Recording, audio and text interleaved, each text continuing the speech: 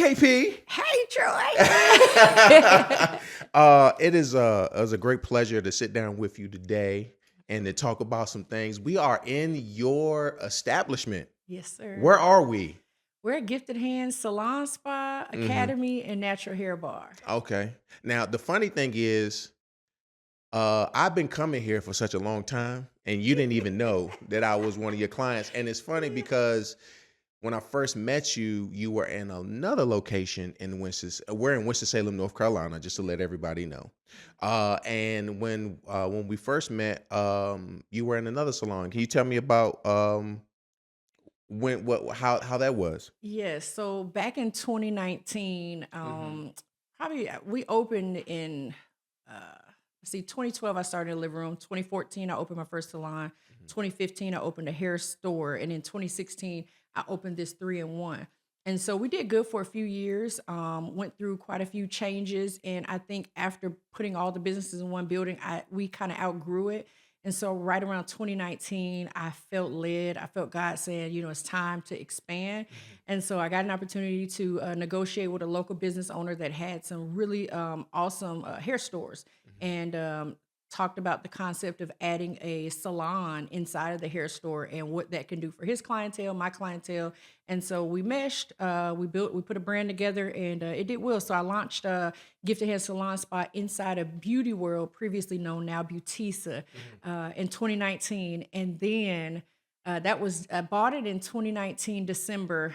We had our grand opening in January, and the world shut down in March.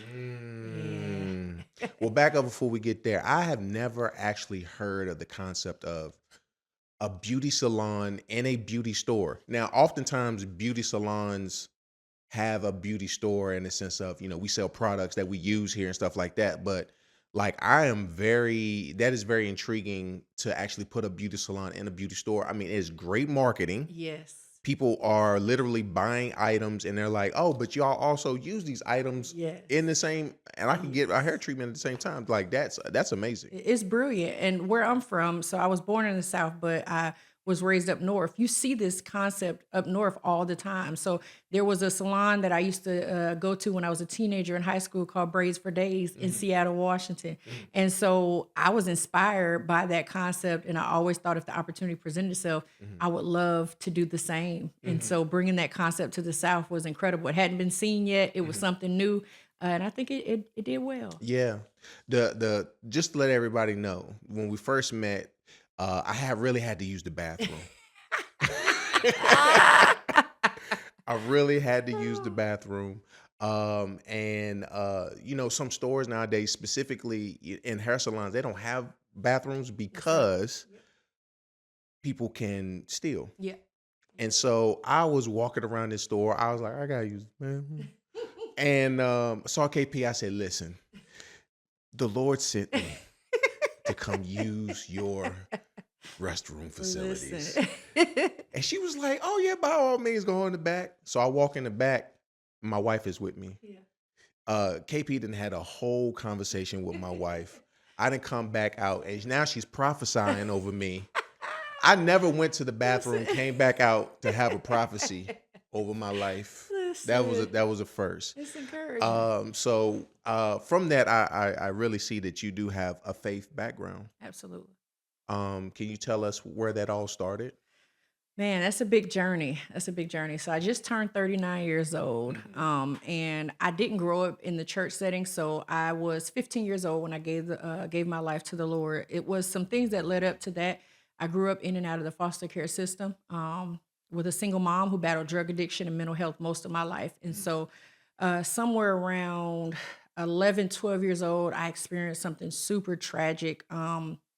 We were selling drugs, hustling, living a fast life, and I was held hostage at gunpoint.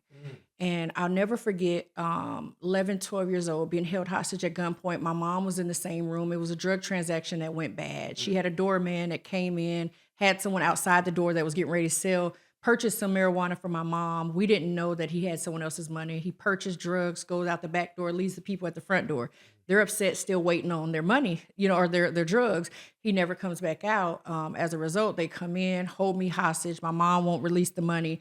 And so I'm sitting there in that chair, and I never forget because my mom was married to a Muslim, and we had a Buddha on top. We had one of those floor mount TVs with a Buddha sitting on top. And then when her husband would be in and out of jail, we would go to church and eat pork chops. So I was like, you know what? Okay, so a Muslim husband, Yes. a Buddha statue, Come on.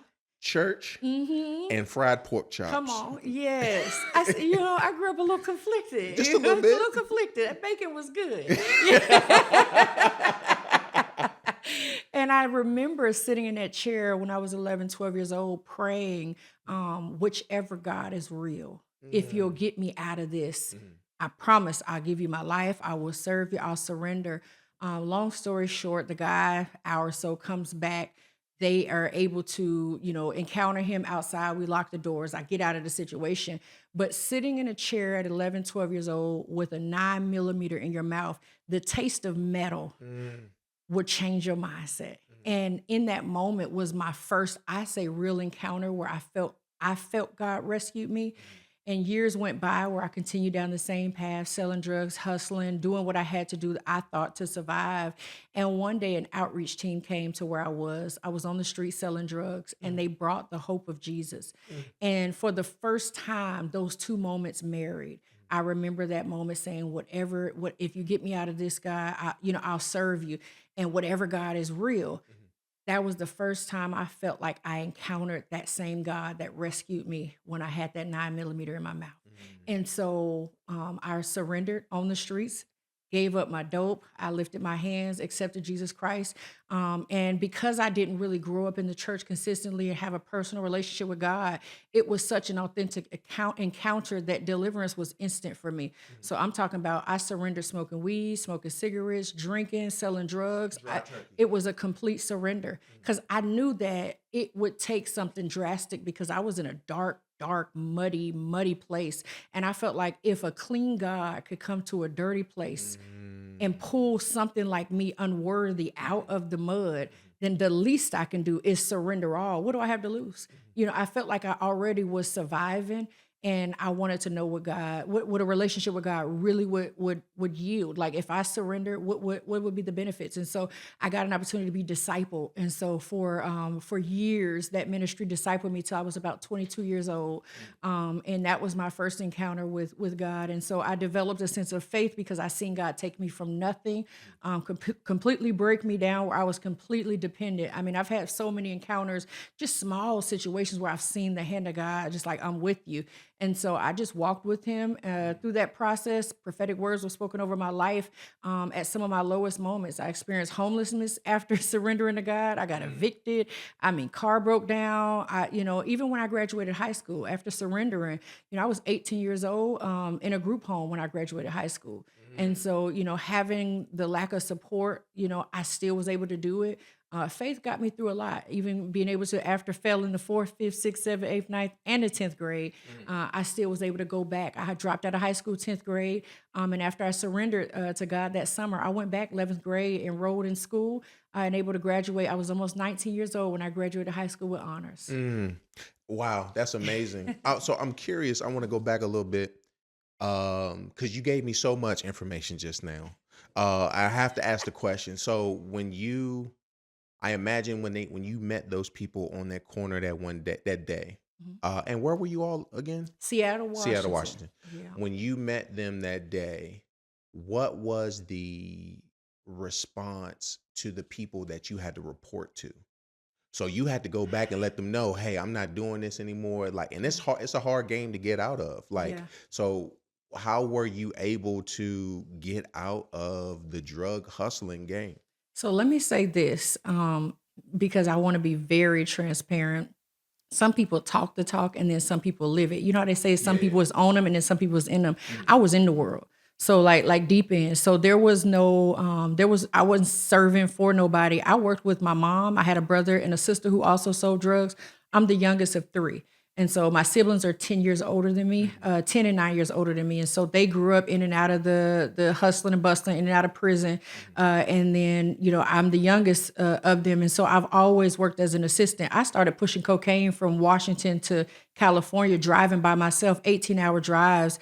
By the time I was like 13, 14 years old, I got my first car at 11. Oh my Yeah, gosh. I got kicked out of sixth grade parking in teachers parking, Oh my God. driving to school. So what you're saying is, if we were to do a bank heist now, you could be the driver. That's what you're telling me. I got too much to lose now. But if you caught me about 25 years ago, yeah, I hit my first bank at 11. Oh wow. Yeah. You wait. Whoa. Whoa. You hit your now statute of limitations, I guess, are long Yes, past. we're but good. We're good. Record is You sealed. hit your first bank. What does hit your first bank mean? Good question. So, as I mentioned, I had older siblings that were in and out of the prison system. And so I was convinced at a young age, because I was the juvenile, which is why I carried a lot of the packaging, I did a lot of transporting, that I wouldn't go to jail. You wouldn't get in trouble. So I took a lot of risks for the family. And I didn't mind it. It was pretty lucrative. And so at one day, my sister convinced me of these bank schemes and how we could rob the banks without having to go in. And I could just be the getaway driver and wouldn't be charged. And so I was convinced. We hit about 7 banks. And so there was this scam back in the day where through ATMs that you could rob banks, and then sometimes you'd have to go in. And so my sister was charged as an adult because she was a little bit older than me. I think Sure. about 20, 21 years old. I was like 11. And so I ended up charged because I already was on probation. And so it was a violation of my probation. I had an assault charge by 11. So I was on probation. I went to drug treatment to get out of that assault charge and ended up robbing the banks in the meantime. And so it was something one of my siblings convinced me was a great opportunity to hit a quick lick. And so I participated. Driving was never an issue for me. I was caught on camera at all the banks as the driver. I didn't go in, didn't have enough courage to go in, but I had enough courage to drive and hold my foot on the brake and the gas at the same time. Now listen, when you're 11, your feet can't reach that. Listen, it's your reaching. feet can't. It's reaching. It's reaching. Your feet cannot It's reach the reaching. pedals. But I was 5'9" by probably 10, 11 years old. Oh wow. I've been inside. My shoe size didn't stop growing until I was 13. So I was tall most of my life. But I started driving at around 6 or 7 years old, just sitting on the laps of my uncles. My grandmother had 8 children, 7 boys and 1 girl. My mother is the only girl, so I grew up with 7 uncles. And so they, gave me privileges, and, I got the opportunity to learn how to drive at a young age. And once they realized I was trained as I was, I've been a driver for several of my uncles, as well as my mother and my brother and sister. Wow. Yeah. Wow. So when you had to let them know, I am no longer in the game anymore, what was the response? It was personal. So it was because it wasn't like a bunch of people I wasn't affiliated. This is family. So for me, one of the hardest things was living in the household with people that was living a contrary life.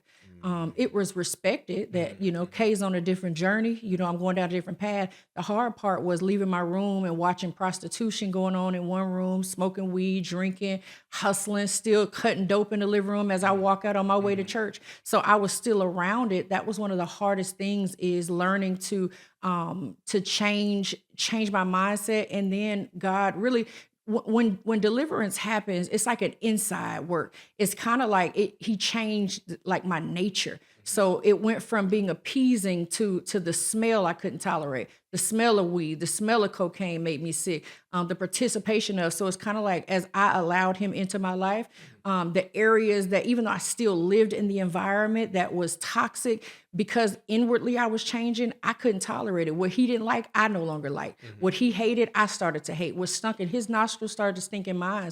And I became a leader in my family. So whereas I was the follower at one point, I then started leading my family. My mother ended up giving her life to Christ. My siblings gave their life to Christ. Oh, wow.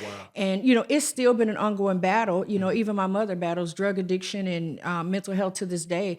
but it was a surrender. People understood that I'm no longer a follower, I'm leading. And I stood 10 toes down in it because I seen what he did for me personally. So it wasn't that it was easy resisting the enemy. I just understood if I stayed submitted to God, it would be easier to resist. And so it was no longer temptation for me. Like I found smoking weed was a struggle for me. Once I surrendered, I started finding weed in my room that was lost. You know, it was just like Couldn't find it when you needed it. when I needed it. Yeah. So it's like, the enemy did what he could to tempt me, but it was little moments like this. I remember finding an eighth of weed in my room after surrendering to God. And I couldn't find this for like 2 years. It had been lost. And once I got saved, I came in my room and it's just like everything in there bothered me. So I just started cleaning everything, pulling everything out, moving stuff around because I smoked. And so I didn't like the fact that my clothes smelled like it, my comforters. And so I'm cleaning up, I find it. And I'll never forget, after surrendering to God, I became broke. Like I went from having things available to poverty. And I'm just like, how can a God that wants me? I thought it'd be like an exchange. And when I first got saved, it felt like that. Like I surrendered a little bit, he gave me a little bit. But then he started maturing me. As he started maturing me, I started hearing no's. I started hearing wait. And that wasn't what I was accustomed to at first. It was an exchange. I give him, what I have. I give him my sins, the nasty parts of me. He cleanses me. He makes me feel loved and comforted. And then he started growing me where I didn't get, like my car would break down. And I never forget when my car broke down and I expected God to fix it and he didn't. And the first day that I really felt it, I was broke. I had to get to school. I didn't have any money. And I found that eighth of weed. I put it in my pocket on my way to school. I'm walking out. I'm in Seattle. I'm walking out on my way to school. And I never forget listening. It was like two different voices speaking to me. One was like, man, if you sell this is a good $40. You can eat. You got a little money to get you back and forth to school. God provides, right? Listen, you know what I mean? I'm hearing it. And then there was this other side that was like, but if you pour this in the ground and squash it, you give God an opportunity to provide. Because if you're delivered, why would you want to sow bondage? If you ask God to set you free, why then sell it to somebody else to contribute to their bondage? So I'm just like, man, and I never forget, I did it with tears in my eyes. I poured that eighth of weed out. I used my shoe and I just squashed it in the ground. And I remember crying, walking to the bus stop. Because I'm walking to the bus stop, I don't have bus fare, so I'm prepared to beg the bus driver to please allow me an opportunity to get on this city bus so I can get to school. Sure. I'm waiting in line, tears are running down my face because time is kicking and I don't know what I'm gonna do. And I'm irritated that I got to beg because I've never been a beggar. And I'm preparing myself. And I get in line. It's a long line to get on this bus. We get ready to get on the bus. And I look down and there's a 75-cent pink bus token. And I'll never forget wiping my face, picking up that token, getting in line, and I provide it to the bus driver. I get on the bus. I get downtown. I'm like 2 blocks from my school. I'm get ready to cross the street, and I'm crying because I'm crossing the street from McDonald's. I smelled the food, and I'm like, man, listen, it was breakfast. So I'm like, that sausage, egg, and cheese biscuit. And them hash browns. Listen, sub with the round egg. I'm like, come on, God. And I'm smelling it, and I'm crying as I cross the street. Sure. I look down, and there's a $10 bill in the crosswalk. I pick the $10 bill up, turn around. I immediately go get McDonald's line, and I get me a sausage, egg, and cheese biscuit meal. And I'm so grateful. It was one of the best meals I ever had. But that was the beginning of me literally seeing provision, still sleeping, living, surviving in the same environment. You know what I mean? That produced, evil, that produced, bondage, that produced everything that I come from. I had to grow in that. Yeah. And God didn't remove me until the taste was out of my mouth. That is amazing. So once again, you gave me a lot of information to work with. Listen, it's deep, man. It's deep. It is so, and I think it tells a little bit more about why you're so passionate now. Yeah. Because you have went through the muck and miry clay. You literally just literally just told the story of when I put my trust in God, He will provide every step of the way. Absolutely. I had a similar situation. I was going to Richmond, Virginia one day. Yeah. And I didn't know that I was going on a toll road. I had literally told my GPS, we are not going toll roads, but we went toll roads. Yeah. And in this day and age, there's no money in the car. Yeah. There's just credit cards and debit cards. Yep. And I'm riding through there, and I come up on this toll. It said 50 cents. I was like, I don't have 50 cents. So I'm searching through the car, surprisingly, there's 2 quarters. I was Wow. like, well, look at God. Come on. Went through, drove Come a on. little bit, came to another toll. I said, I just told GPS to take me off of toll roads again. Still on toll road. Yeah. This one was a little less expensive. Maybe it was like 25 cents. I was like, I just gave away my 2 quarters. Found 2 dimes and a nickel. Mm. And went to another toll, and whatever the price it was, I found it in my car, and I'm literally like pulling up Yeah. looking in the Scraping. handrest, I'm Yeah. scratching, and it was just enough money to get me through the Mm. tolls to get me where I wanted to be. And it let me know Wow. that when you put your faith in God, because I was actually going to a ministry event. Mm. When you're doing the work of the Lord, He will Yes. provide along the way. And Yes. I know for a lot of people that's a big struggle. Yeah. So we're gonna go back to talk about your childhood, but I just want to ask you a question right there. If you could speak to someone who is wrestling with an idea, like God may have placed something upon their heart, may have given them a vision for something. Yeah. If you could talk to them and encourage them about their journey, what would you say to them based upon your experience? I'm gonna be honest. One of the greatest lessons I've learned in all of the adversity that I've experienced Hmm. is, and it's something I learned like 12 years ago. Hmm. Nothing you go through in life is ever wasted. Hmm.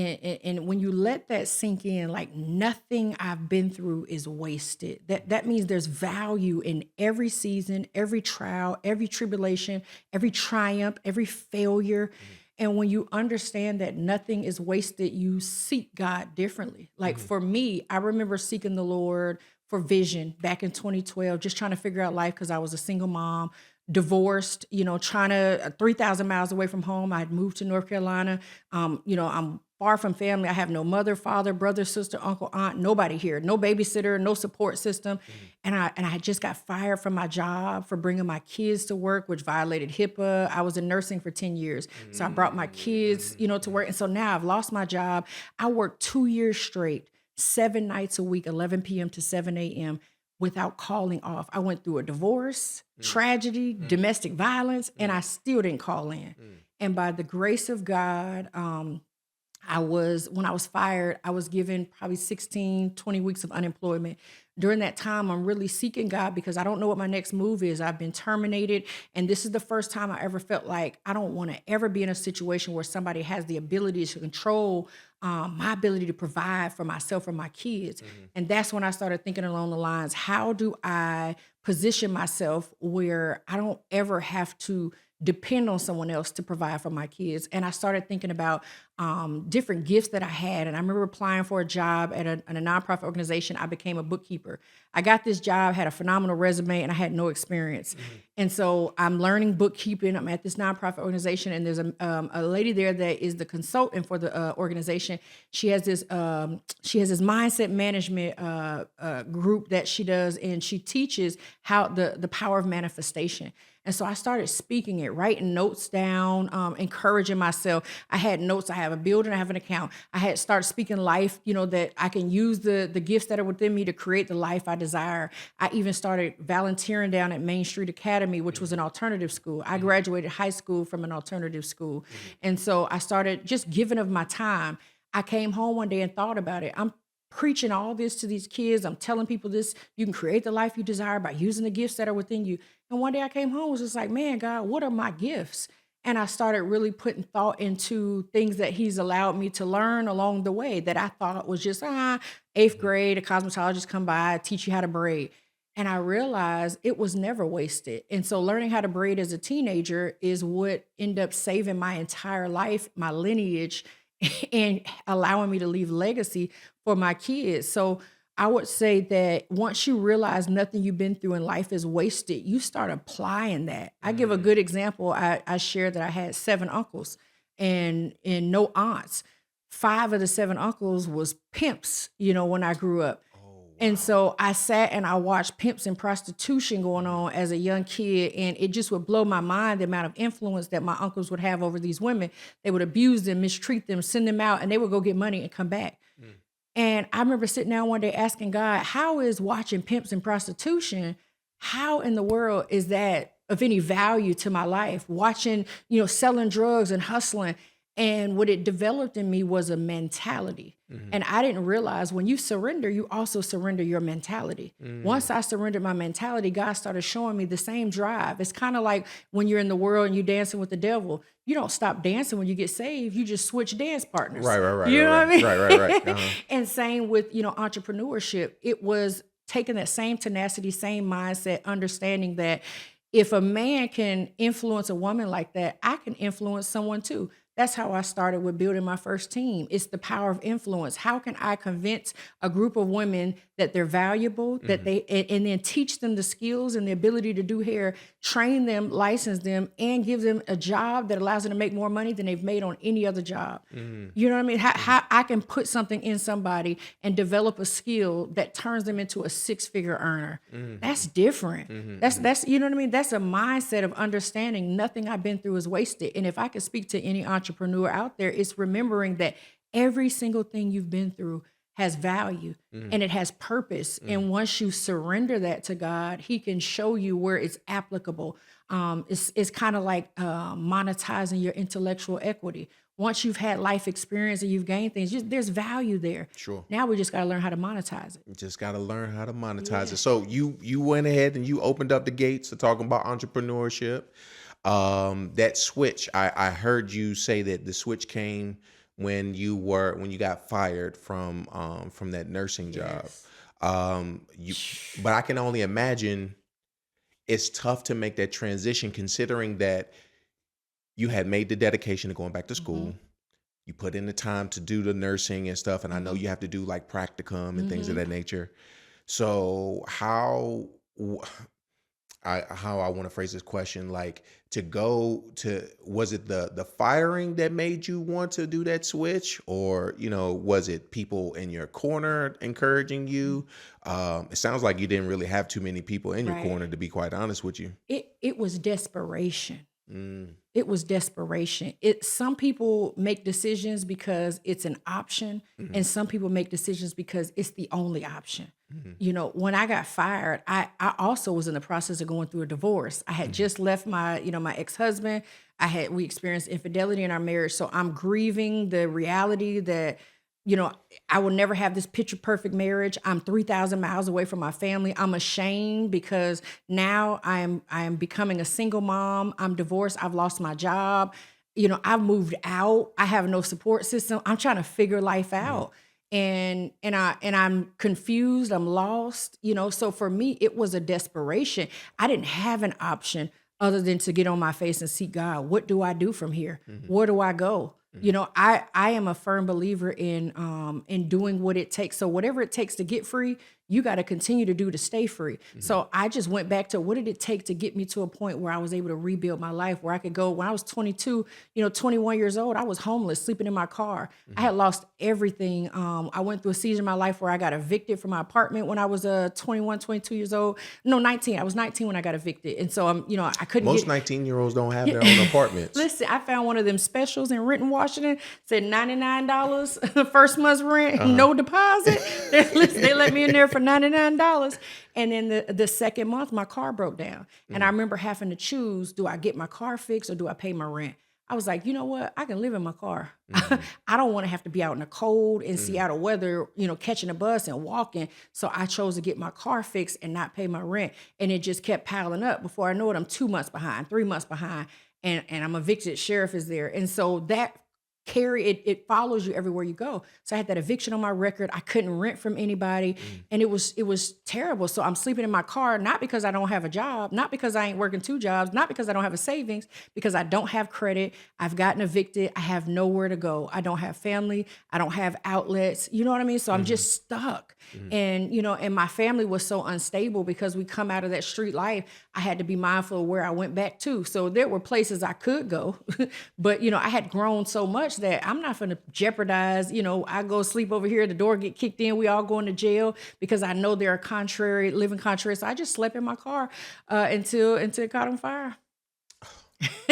And one night, my heater blanket left it on too long overnight, and it caught on fire while I was sleeping. Oh, wow. And that changed my life. I never forget calling, speaking with my sister, and just like, I can't believe, I'm already at my lowest low. And my sister was like, man, you don't have to live like that. She had just rebuilt her life, got married. She's in the South, Alabama, and she was like, you can come down here, go to college, rebuild your life.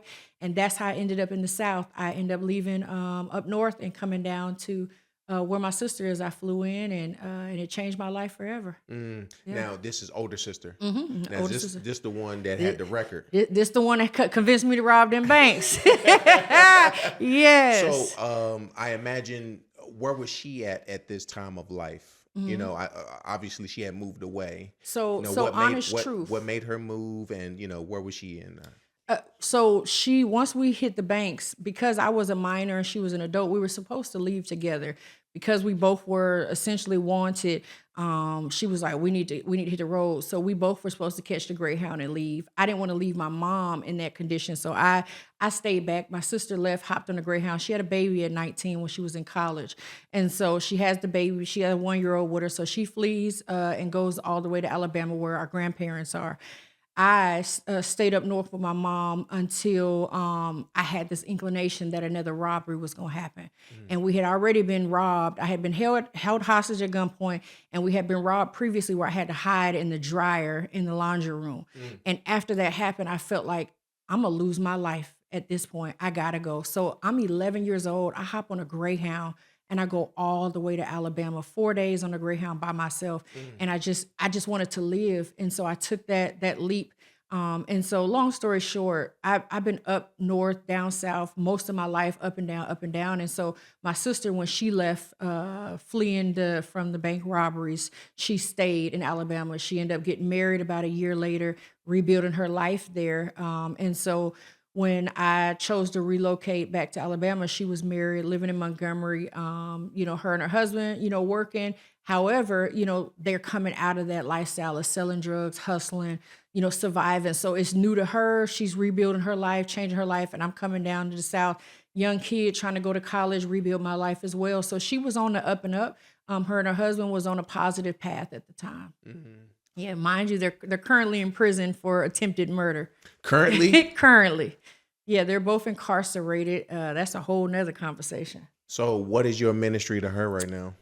Just support, encouragement, applying a little bit of money to her books, and reminding her that, when you get out, there should be, goals in place. There should be, a passion and desire to overcome these odds. A situation happened with her and one of our uncles that I communicated to, and the shooting happened. And so her and her husband was involved, and she was a getaway driver. Mm-hmm. And so she was charged the same. So she has a year and a half left.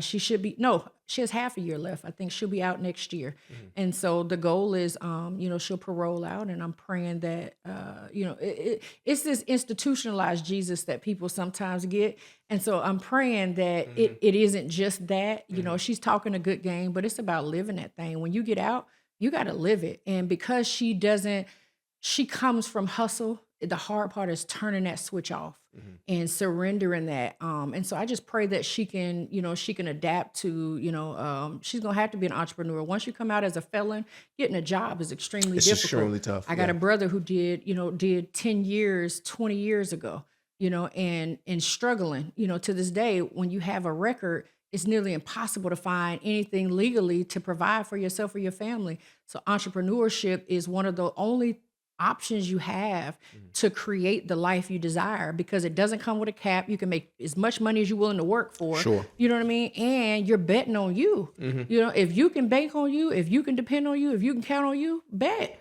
That's actually that brings me to a question. Was it hard to bet on KP? At first, yes. At first, absolutely. The fear of failure is what really kept me. And the fear of disappointing God, the fear of letting my kids down. But you can only be arrested by fear for so long. You either succumb to it or you get up and fight. I got tired of being. Say that again. You either succumb to it or you get up and fight. I got tired of fighting the enemy on my back. I wanted a new perspective. And I knew that if I bet on me, I might be able to fight from my 2 feet. It's a different perspective fighting on your back versus fighting when you're standing up. When you're on your back, the world looks like a giant. When you stand 10 toes up, you realize that the fight is already fixed. There's a God that goes before you. Yeah. You just got to keep showing up to the ring. The fear is what keeps you from showing up to the fight. Once you get there, you realize it's already won. There's no situation I could go through, no circumstance I could go through that I won't overcome, even if it looks like failure. If I hold on long enough, I'll be able to see the hand of God in it. And so I just learned to be patient when banking on me and trusting, God. And the hardest part I think about, banking or betting on yourself is trusting the process. The process is what's scary. But the process is not laid out though. It's never. So like never. how did you know like what steps to take along the way? So I'd be lying if I said I had a blueprint, but I'll tell you this, what I did have was history. I had history with God. And when you have history with someone, I didn't have a track record of him leaving me. Even when I was suicidal, even when I was depressed, even when I tried to take my life. I remember driving down the freeway one time and I was suicidal. I had gotten evicted. I couldn't rent nowhere. I didn't want to be homeless, but I didn't have a choice. I had outgrew the foster care system. At 18, I got put out of foster care. I had to graduate high school in a group home. Once you turn 18, they can no longer get a check for you. So now I had to move out. The lady said, you got to give your bed up. I'm thinking I'm with family. I've been treated as family until the checks run out. Now I'm in a group home. I don't have family or support. I'm not ready for the real world. I'm not prepared to live on my own. I have no life skills. Couldn't cook. I was an athlete most of my life, so I never learned how to cook. All I knew was, was hooping and Jesus. And so I'm trying to figure it out. But in the process of building history with God, I just realized that every step of the way was provision, even if it was crumbs. You know how there's a story in the Bible where where people were eating at the table and someone said, well, Master, even the dogs get to eat the crumbs from the table. So I've learned that even if provision doesn't look like what I think it should, there's always crumbs available. And humility leads you to gratitude. You learn to be grateful when you're humble. And so I think my pride was destroyed when I lost everything. And in those low moments where I was suicidal, depressed, and didn't want to live, I remember driving down the highway, down a one-way. I got off the exit, flipped around, and drove maybe 5-10 minutes, and there was no car in sight. I was looking for a head-on collision. And I seen that as provision. He still had purpose for me. When I drove down the one way and couldn't find a car, he still, had purpose for me. When I didn't think that, life had anything else for me, I had prophetic words spoken over my life that I was like, there's some false prophets. One time I was homeless, sleeping in my car, and the man prophesied, you're going to be a multimillionaire. I said, he is a false prophet. This is crazy. I'm homeless. At one point, I ended up communicating to my church that, I'm homeless. I had keys to the church. They said, well, the least you can do is sleep in the church. So now for like a year, I'm sleeping in the church. I'm in the sanctuary on the floor under pews for a year. So I spent time literally just with God. No understanding, not clear on the process, no blueprint, but I had relationship with him. So when I experienced, like tragedy or trials, I had history. So I knew that banking on me would be easy as long as I was walking with him. It was never just by myself. So I've never just bet on me like, I got this. We got this. You know what I mean? And even if people look at faith like, God got you. He gonna, you step out, he gonna meet you. Sometimes it's literally stepping out on nothing, which means it's starting without the plan. It's starting without the blueprint. It's starting without clarity, without knowing. It's just, sometimes it's a peace. Sometimes it's just a small voice. Sometimes it's just trusting that gut feeling you had. And because of my history with God, I knew I could bank on me because he was with me. He was with you. He was with me. Mental health. That's good. You mentioned you were suicidal at one point. We see nowadays in our society, mental health has been, it's probably one of the leading brands of topics to talk about nowadays, mental health. And we see like a lot of our youth dealing with mental health. And, in the Black community, nothing's mentally wrong with any of us, because we don't want to be quote unquote crazy. Right. So dealing, acknowledging that you were going through mental health times and matters and stuff like that. Like, Could you share like how you were able to overcome that, and then also, how would you encourage people who are currently going through mental health issues? Yeah. So I think there's a two-way answer to that. I want to be very honest and transparent and say, it's nothing you overcome. You're always overcoming. Oh, that's You're good. always overcoming. Anybody that says they've arrived at this place that is just miraculous and there's no more pain, no more triggers, no more, brokenness, and you're just completely whole, I think you've stopped working in your journey. Mm, Because as long as you continue to work on that journey, you discover that there are going to always be layers to peel back. As long as there's breath in my body, there's room for me to work on something, to areas to grow, to heal. And some of it is situational. Like I didn't know I had childhood trauma till I got married. The first mm. time my ex-husband hurt my feelings, I remember packing my bags, putting all my stuff back in the suitcase, load my car. He was like, "Where are you going? You hurt my feelings." No, and it wasn't that I didn't want to be with him. I didn't want to feel the pain. And I Mm, didn't have the tools to navigate what do I do when someone hurts my feelings. mm, I've only seen running. My mm. sister, I've only seen her pack her bags. My brother, I've only seen him relocate. My mother, I've only seen her pack her stuff and leave. So leaving was always the answer. Always, Mm, always the answer. And I had to learn how to be present, how to deal with uncomfortable situations.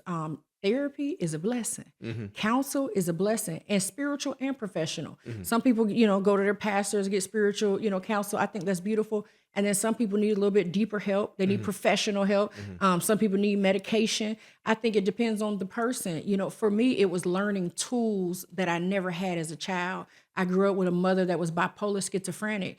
And so I'm not bipolar schizophrenic, but I definitely had bipolar tendencies. Sure. Mhm, I definitely had mood swings and changes that were based off of learned behavior. So some of healing takes unlearning, mhm, being willing to undo what's mhm, done, mhm, try it a different way, respond a different way. And I think even in my healing process, I've grown a lot, but there's still triggers. mhm, There's still things that can provoke that emotion, that pain, that fear. It's knowing when to, surrender to God, when to, entertain it. mhm, And there's an appropriate time and place to address it. So mhm. I've learned to really just be patient in my process of healing because I've been through a lot of pain, a lot of rejection. I've lost a lot of people. So I have a lot of grief. I buried a child. That's a pain that, is very difficult to overcome, especially in your walk with God. Mm, okay. Well, you know what we about to talk about now. Um, you lost a child. Yeah. Tell us about that. Yeah. I think that was probably one of the hardest seasons of my life, only because I've only known God to provide. Mhm, I've only known him to be a waymaker, mhm, miracle worker. I've only known him to be yay and amen. There have been seasons where I've heard no or wait, but in situations like this, I've watched God resurrect the dead. mm, So I just knew. My husband and I were having our first child together. We have a blended family. mhm, I have 3 children from a previous marriage. He has a daughter from a previous marriage. So I have a bonus daughter. So we have 4 kids.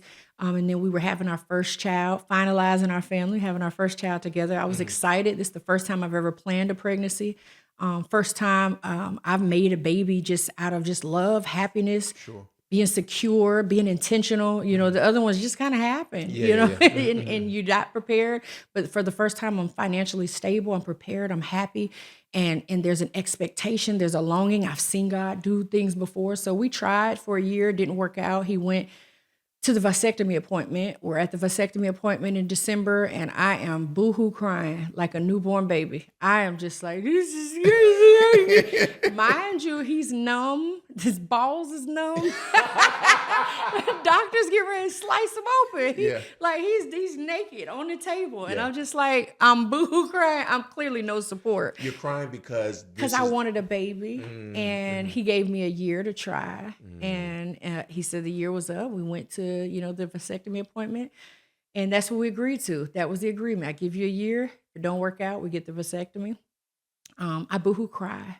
I'm sitting there weeping, and he sits up and he says, "The Holy Spirit won't allow me to do this." The doctor's like, "You sure? You already know. It's just snip, snip. We just a Right. couple steps away." And he's just like, "I can't do it." And so he sits up. We cancel the appointment. That was December the previous year, and so he gives me another year. Mm. He said, I'm gonna give you one more year. This is it. We go the whole year, nothing. Mm. And we're back in December. It's Christmas Day. And I cooked this huge Christmas dinner and I burnt everything. I burnt the turkey. I burnt the Oh ham. I burnt the no. pies. I burnt the cake. I burnt everything. I'm crying, having an emotional breakdown. I don't know what's going on. I couldn't stay woke. Everything. I was Mm. sick. I go to the corner store, get a pregnancy test, and I find out on Christmas that I'm pregnant. And I'm excited. Mm-hmm. I'm like, this is That's an awesome crazy. Christmas Like, gift. Yeah. yes, like God did it. And it just was unbelievable. And so we tell our kids on Christmas Day. We find out on Christmas. I took like 3 because I'm like, this can't be right. They're Right. all positive. We go get a couple extra. We let the kids, because they're like, y'all pranking us. So now they tell me pee in a cup. So now they're testing my urine. We got videos of them. It was so exciting. The family was included. So they're all excited. My husband's daughter's there. My kids are there. All of our kids are together. We are like, it was just beautiful on Christmas Day. And we were excited. We go to the doctor. We find out we're having a girl, and it was just unreal. So y'all are far wrong because you Yeah. have to. What's it like? You have 10 to wait weeks. 10 weeks before you can find out the Well, gender. I was born with sickle cell. And so because of my health, anytime I have children, my spouse has to be tested. So we did a DNA test to make sure there were no genetic issues. And then we did a gender as well. So we got it early. Normally you wait about 18 to 20 weeks, but we got it at 10 weeks because they needed to make sure he didn't have sickle cell or the trait. And so we found out early, around 10 weeks, that it was a girl. And so we were super excited. Her name was Simone Monet. And Simone Monet. yeah. Around 18 weeks, I started having bleeding. And so I went back and forth to the hospital, and I was told nothing was wrong. You know, you're good. I think the last visit was around 11 o'clock at night. I showed back up around 3:30 in the morning, fully dilated in labor.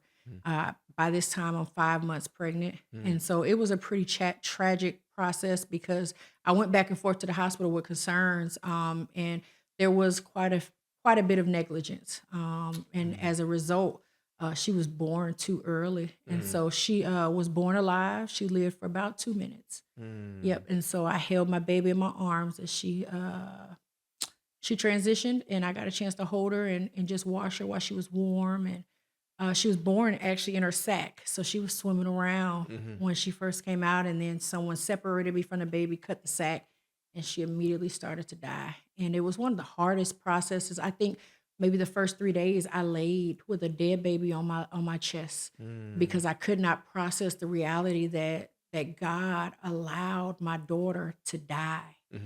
I had only known God to resurrect, to heal, to be present, to always be there, to show up, to show out. All the phrases we have, Sure. Yeah, those yeah. of us that are churched.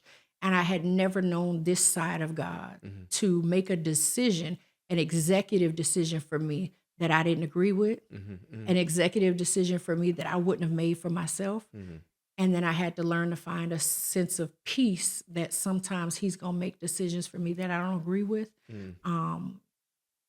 The pain is still real. The my walk with God will never be the same. I trust him to my core, but it's changed my fight. Like I used to have this, oh, okay, I'm finna fight, I'm finna fast, I'm finna pray. Now there's a surrender in me. What is your will? I'll never fight you again, God, because I fought God for this baby. I fought God. Like, God, don't let my baby die. God, I never considered, God, what is your will? Until time, it was of the essence. And so I've learned to really just trust God in his process, even when I don't agree with him. That's one of the hardest things. This has matured me because I've learned a side of him. I used to preach when I was younger. I got called to preach when I was 16. I accepted the call when I was 18. I went to Bible college in my 20s, and I graduated. I got an associate's and a bachelor's, and I really thought I knew all sides of God until this happened. And that's when I realized I used to preach Paul. There's a scripture that talks about, oh, that I may know him, not just in the power of his resurrection, but in the fellowship of his suffering. And I think I knew him in the power of his resurrection so long that I had never really fellowshiped with him in his suffering. And that for me was the first time I ever fellowshiped with him like that. And it took me a while to see it as fellowship because it felt like pain, like grief, like anger, like failure, disappointment. I was embarrassed. We did all this public stuff. And then, you got, hey, is the baby here yet? Hey, you get people that weren't aware, and then you got, all just the emotions that you go through with the process of pregnancy and expectation. And then I had, the nursery and then, the breakdown of all this. And it's all this process that makes you feel like God has let you down when in essence, it's just learning another side of him. That sometimes he allows things that we don't agree with. Sometimes he allows things that don't make sense. It is a part of me now, and it shaped my faith in a way that I trust him in every area, and I don't question him as much. I also don't make decisions for him. Like I used to try to help God a lot. Like I was a helper. Like I probably in the way. Because you're one of those type of people. I got to be moving. I got to be doing something. Got to be doing something. So I'm gonna do this, do that, and I know God gonna be pleasing. Now I'm more cautious. Because I realized he doesn't always agree with my decision making. And I didn't realize that. I always thought we were aligned. That made me consider like, wow, maybe we aren't. You know what I mean? Maybe he didn't want this he don't want me to be happy. He don't want me to, you go through all these different things and then you realize I'm fellowshipping. I know a side of God that a lot of people don't know. I know what it's like to lose my only beloved. Wow. First time I ever made a baby intentionally. Planned it out of love, and not that my other children were accidents. They just weren't planned. Sure. This was something that was desired, longed for. I prepared for it. We prepared for it. And for God to allow it, you know what I mean? Imagine going on a whole year journey. We go to the vasectomy appointment. He then gets up off the doctor's table. We go another year planning. It don't work out. And we find out we're already pregnant right before the next vasectomy appointment. Isn't that crazy? Just to get to the point and you lose it. Like, wow, that whole journey. You know what I mean? So it taught me a side of God that I'm learning to appreciate because that is, God is not limited to our experience. Yes. He's not limited to our comprehension and our understanding. And once you recognize that, it's like, man, there's so much more to know. Now there's a longing in me. Because what other sides of him do I not know? And that's one of the most painful understandings we have, but I still believe he's faithful. Sure. I don't know how he'll move. I don't know what he'll do. My heart is still open. I don't have an expectation to have another child, but my husband canceled his vasectomy appointment. Oh, really? Yeah. And so he's not, he said he's giving me time to heal, but I think low key, I think he wanted another one. I think he wanted another one because he canceled the appointment. But we just been riding on grace, if God allows it, awesome.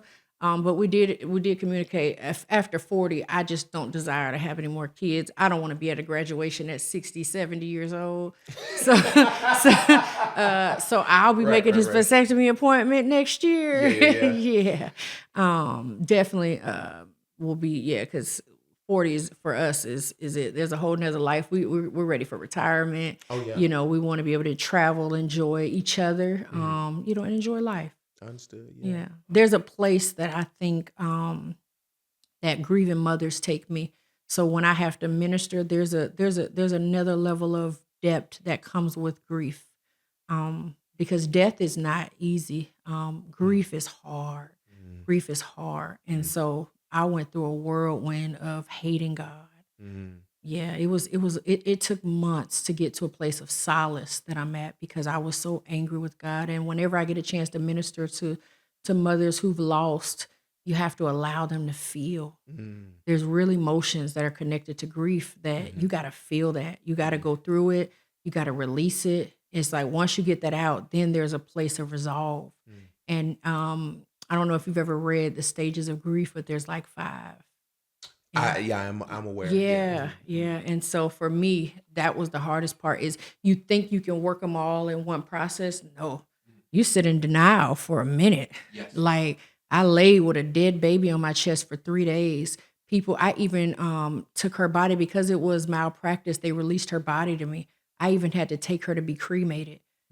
I've never seen people do that. They didn't want to acknowledge her life. She was born alive. It would have been a lawsuit had they acknowledged her life. They wouldn't give me a death certificate, even though she was born alive, because they just sent me home, 6-7 hours prior to, told me nothing was wrong. I should have been placed on medical bed rest.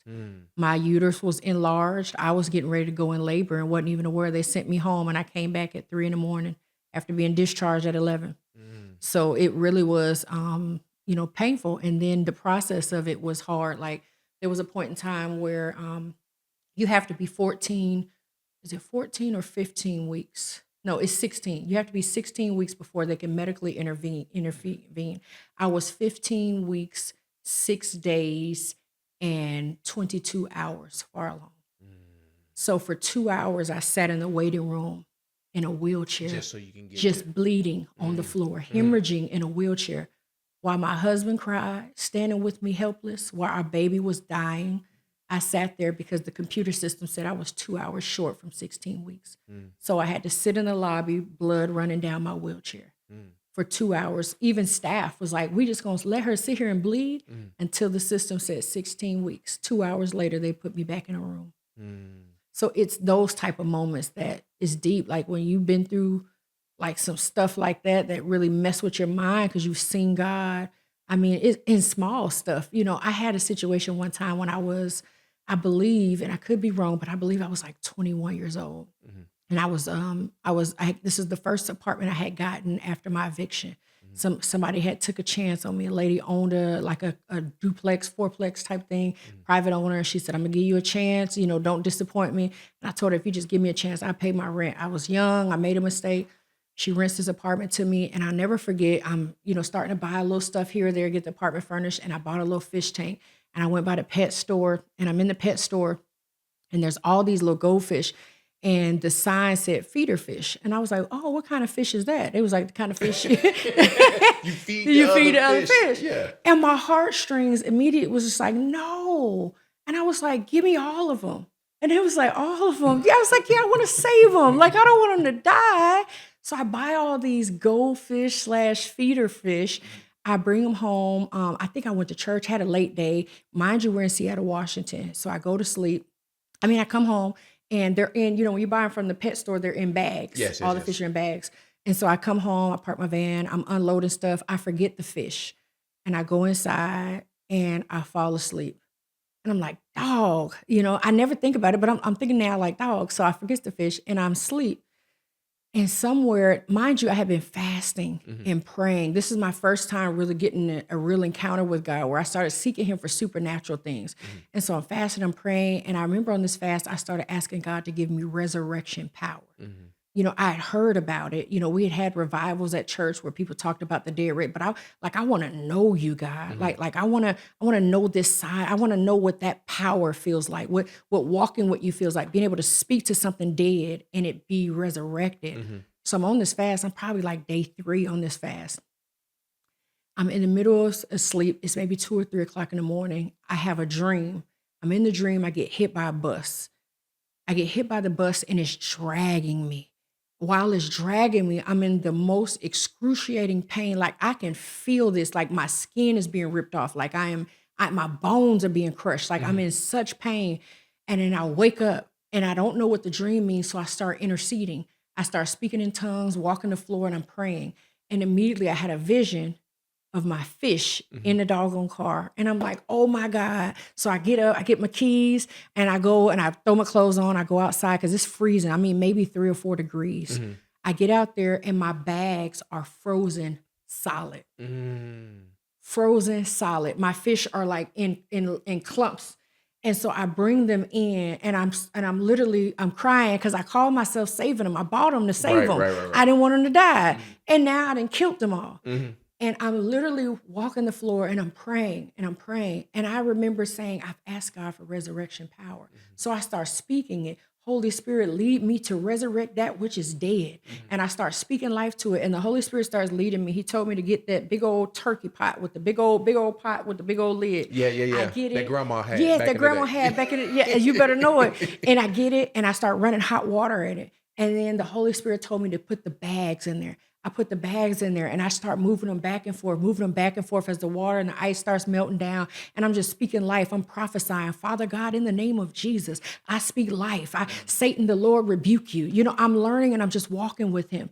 The ice starts melting down. So then I take the bags out and then I pour the little crushed slushy ice into the water. I kid you not, as I start flickering fish, spines start moving, look like they start, I don't know if they got spines, but whatever it is, start wiggling and they start swimming around. And it was the first encounter I ever had where I experienced resurrection. You will never be able to take that away from me. Right. People can laugh, joke, this girl raised her fish. I raised my fish from the dead. I resurrected them. So I say all that to say, I know what resurrection power is. And when my daughter died, I expected God to resurrect. It didn't matter that she stopped breathing. It didn't matter that they cut the bag open. It didn't matter that her lungs weren't developed. I seen him do the impossible. And that was my expectation. And he didn't do it. And I learned a side of him that's sovereign. Is sovereign. There's a pain that you feel when you sacrifice your child that only a parent that has sacrificed their child knows. And so I appreciate knowing that side of God. You know, they say that the angels sing a song in heaven, holy, holy, holy. And it's like, how can you sing that song for eternity? You know, and some theologians suggest that they're able to sing it because as they surround God, they see a different side of God, and it keeps them singing the same song over and over again, holy, holy, holy. And I say that to say this: we as humans, our brains are not even as close as what the angels are. And so where we thought God is the same yesterday as he is today and tomorrow. And so we think the same God that did the things today is, and he's the same God, but what he reveals to us day by day, we can't contain at one moment. So if he tried to show you that when you first encountered the Lord, your brain probably would have exploded. And so so as I hear that, and what you just said is like, as we go through life, we experience the Lord and we see more sides of him to see how good he is. And even in death, he's still sovereign. He is. And that's why he said, my ways are not your ways. My thoughts, they're so far. You know, even the angel said, what is man that you so mindful of them? Right. Why you like them like that, God? Like, what's so special? They sin, they do this, they do it. But we have choice. We have free will, and we still choose them. That's a beautiful thing. That is a beautiful thing. Have free will and still choose God. So, listen, we could talk about free will if you want to. Now, me and my wife argue about that all the time. But no, well, thank you for sharing that. I know that's not easy, and I know I'm hoping that people who are watching this could be able to hear that what you just shared, and be encouraged, because, like as you said, no point of our life is wasted. None. So hopefully it's an encouragement to others. Absolutely, I hope so too. I think it's there's value in everything. I think some things takes time to see the value. You know, it's not always immediate, but there's value in everything. Even how I started, salon schools, like all of it was taking the concept of what I experienced. I seen my uncles pimping and prostitution, and I thought to myself, I need a team of 12. And it's not that I was a pimp and they was my hoes, I'm not saying that, but I'm saying, I took the same concept that if I could duplicate 6 of me, and that's what I started with, was a team of 6 in the Hewitt Business Center. And then I took that team of 6, I had a 5-year goal to make $100,000. And I said, if I can take that team of 6 and I can, in 5 years, get my business to 6 figures, I just want to be able to make $100,000 a year. I reached my 5-year goal month 6. We were at 100,000 month 6. So I was like, okay, this is good. And all I'm doing is taking what I've been through and using every situation. So then I said, if I can duplicate that team of 6 and turn it into 12, I can afford my own building. I can put together a 3-in-1 concept: hair school, hair store, hair salon. And that's what I did. I moved to this location that we're in, and I had 12 stylists working for me. at that point, I'm making the most I've ever made. We're at like 30,000 a month. My team is strong. You know, we're building a brand that ain't been built before. I made history as opening the first licensed natural hair salon in the state of North Carolina. I opened the first licensed natural hair school in the state of North Carolina, and it was all solution driven. You know, I've been a firm believer that every multimillionaire is a solution to somebody's problems. So for me, that's what I thought. Like, how can I bring a solution to the problem? I realized in 2012, when I started in the living room, you didn't have to have a license as a braider. You had to have a license as a cosmetologist because of the chemicals. Right. So I'm braiding, I'm doing good. All of a sudden, they start talking about you need a license. And I'm like, oh man, what am I going to do? This is how I know it was God. I'm in Bible college at the time. So my financial aid is all tied up. I can't go to cosmetology school because I'm in Bible college doing what I believe the Lord is, put on my heart to do. At the time, I wanted to be a chaplain. I used to do prison ministry, and I love going on the weekends and ministering to inmates. So I said, you know what? I'm finna change. I went from psychology to nursing, and then I was like, I'm finna go, and try to get my master's, and so, well, initially it was a bachelor's. So once I got my bachelor's, then I was told I had to have a master's. And so I was just like, you know what? This is crazy. I'm not going to keep doing this. Yeah. And so I ended up redirecting, and I got an opportunity at my church. That's how I started doing hair. There was a lady that needed her hair done for the anniversary. And so I did her hair. The pastor had asked what people would volunteer. It was like her 25th wedding anniversary. And so some people volunteered to do her makeup. Some volunteered to do her attire. Another lady did the decor downstairs, like a reception for her. I volunteered to do her hair. I ain't gonna say I slayed her hair, but I slayed her hair. And I did her hair. I posted those pictures. The pastor shouted us out after church, and I booked my first 38 clients off of that style. Wow. And then I had an assistant. I did her hair. She had a graduation. One of the ladies at my church needed her daughter's hair braided. I did some small box braids for like $65. And then after I did her hair, I wanted to bless her. I gave the little girl, I gave her $40, and I was like, I just keep 25. I gave her 40 as a graduation gift. And I said, it's a great opportunity to be a blessing. I sold those 2 seeds and built 150 clients off those 2 seeds. And my clientele began from that. And so I'm booming now. I'm in the living room. I'm working at part-time job as a bookkeeper, and I'm losing money because I'm like, I'm making $1,000 a month doing these books. Right. But I'm losing appointments because I'm here, from 9:30 to 2:30. So let me go and put my 2-week notice in. Right. And I fit a bank on me. I said, I'm thinking to myself, I remember working 2 years in nursing.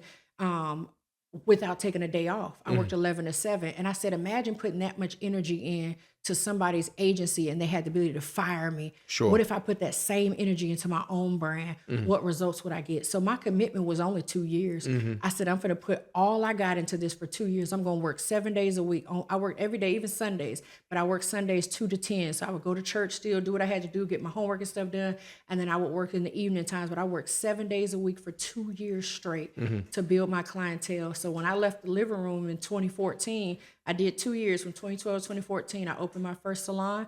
I had 150 clients, and I went and pulled people out the living room. I didn't hire any licensed stylists. I went and pulled moms that were stay-at-home moms with autistic kids that were sick of them kids, sick of being at home. I said, listen, if you give me 90 days to teach you a skill, I'll license you.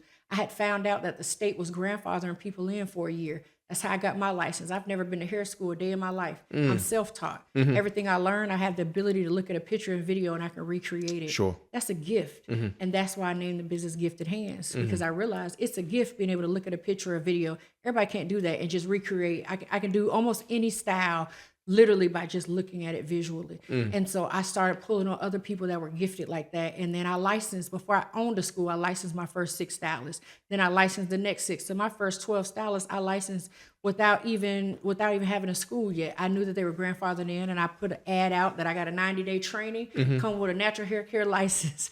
And so I pulled this team, and they were phenomenal, ladies that came in and helped me build the brand and take it to the next level. One of my best friends helped me develop a curriculum to get the school approved, because I failed the 4th, 5th, 6th, 7th, 8th, 9th, and the 10th grade. Right. And high school dropout. Right. It took me a minute, almost 19 when I graduated. So I knew I didn't have the ability to get my to develop a curriculum for a school.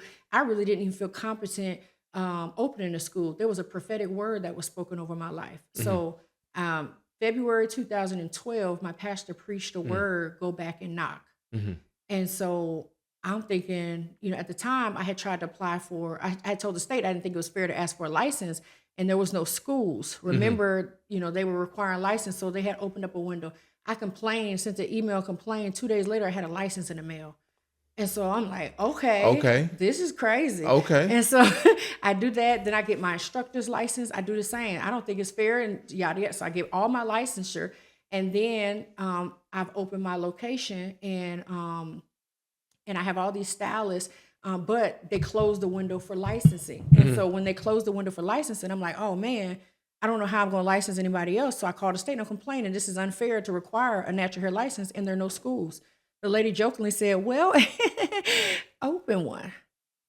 And I'm like, okay. You play with it. I went online, printed off the requirements, but I still felt unqualified. Sure. I didn't have a degree or a background. I've never been a dean. I've never been a principal. I didn't have a background in education. I wasn't good at this. I could barely read and write. Comprehension wasn't there, but I was street smart. I had survival skills. I had tenacity. I had life experience. I had walked with God enough to know that he's used a lot of people that weren't qualified. You've heard in church that he qualifies those he calls. And so that's what happened. I wasn't qualified. He qualified me. He chose me. There was an anointing on my life for problems. I've always been attracted to problems and solution driven. And so because I seen this was a problem, there were no natural hair salons that were licensed. I opened the first. Same with the school. That's how it came about. Is I seen the problem. The community didn't have a school, and I thought, what a great opportunity to be able to develop other entrepreneurs. It changed my life. I went from making $10 an hour, 8 hours a day, working 7 nights a week, to making 6 figures, working half that. You understand what I'm saying? Like, it changed my life financially. It changed my legacy. I went from being a single mom, not being able to leave my kids anything, to making sure that they got accounts set up and Roths, and and being financially literate and having things that I can leave them, and owning real estate. This all came from opening a natural hair school. I'm a real estate owner. I own 3 businesses. I have stuff my kids, I ain't gonna get into what my kids own. All of my children are entrepreneurs. My daughters I put in the program at 11 years old to get their natural hair care license by 12. Like, all my kids, are entrepreneurs, and I teach them the same thing. Like, you all got to have a trade. You got to have something. When I was coming up, you would teach your kids, go to college, graduate high school, go to college, get you an associate's, and you get you a good job. Then it went to get you a bachelor's, you get you a good job. Now, if you ain't got a PhD, they barely hiring with a master's. Right. You know what I mean? So, and you end up with a bunch of student loans and debt. So I'm teaching my kids the importance of entrepreneurship. That's legacy for me, is the ability to say, I did this from scratch. I started in the living room as a single mom. As a high school dropout, I knew that I wasn't competent to teach, but I still did it. I still had the courage, the tenacity, the faith, the drive, the willingness to do it. And I understood that, we talked about it earlier, I could bank on me. I understood I was dependable. I could count on me. And I could change the game. This is the only natural hair school in Winston-Salem, North Carolina. People have been opening schools left and right in other cities, and it's beautiful. And that's one of the things I'm passionate about, is I want to see other minority women, not just Black minority women, wherever you are, minority, wherever you are. I want to see you open your own, leave legacy. A salon is not a legacy. A salon is not an inheritance, but a school is. You know what I mean? You can literally build generational wealth opening up a natural hair school. And I own this school while living in the projects. I'm only 4 years out. I was literally just in the projects 4 years ago. I birthed all this from the projects. I opened a salon, a hair school, and a hair store in the projects. And I ain't have to lie. I ain't have to manipulate. I didn't have to hide my taxes from them. My rent was $200 and something because I was wise enough to set my structure, my entity right. I had an S corp, so I'm only responsible for the income I bring in. Sure. I separated and structured my stuff right so I could be integral. I was on food stamps just 3 years ago. You know what I mean? I'm just coming off of all this stuff that I needed to survive. I believe that public assistance is designed. I'm almost 5 years. I think it's been 4 years, almost 5 years. My husband is the reason I'm on public assistance. If it was up to me, I'd still be in the projects. I'd still be on public assistance. Listen, that $200 for 4-bedroom, 2-bath townhome, that was a blessing. I bet it was. A blessing. And the house only got shot up 11 times. Just 11. Just 11. You know what I mean? 11 is a number. Is it a number? For you. Is it a number? Robbing banks at 11. Mm. Your kid, you put your kid in the school at 11. Mm. And it only took 11 shots for y'all to Wow. get up out of where y'all was. Yeah. He was like, I'm not living like this. This is a no for me. We got married and we moved in together, and he lived in a different city. So he came from Burlington to where I was, and he was just like, I can't live like this. And so by the grace of God, he bought us our first house. And moved us out there. But I was cool. Same with food stamps. It was a blessing for me because surviving is what I knew. Sure. When I got married, he was like, I remember when the recertification papers came in the mail, he was like, that's it for you. Mm-hmm. I was like, this $900, I'm finna go. He said, and do what? Do you know how much you make? You're not in the same tax bracket. It took somebody else making me aware that I've outgrown where I was. And I think that's a transition for people too. How do I transition from public assistance to entrepreneurship? That's something I think is important and we don't talk a lot about too. It's a process, and making sure your stuff is structured properly. It is a process to be able to get off of public assistance and transition to self-sufficiency and independence. When I moved into projects, I knew I wouldn't be there forever. For me, it was transitional because I wanted more for my kids. I wanted to leave them something. I grew up with a disadvantage. I grew up in the system without a support system. And then I started having children. That's really when I realized, because surviving for me was all I knew. But when I had kids and they didn't have grandparents and they didn't have support system, they didn't have friends, and that I had, like I had to build all this. I had to build community. That's when I realized, man, my kids have a disadvantage because I come from nothing. If I don't do something with my life, you know what I mean? It's like they're dependent on me. And so their dad relocated to Florida. It left me as a single mom 365 days a week trying to figure out life for them. Right. So my kids I built a daycare in the back of my school. My kids were here at this daycare 6 days a week.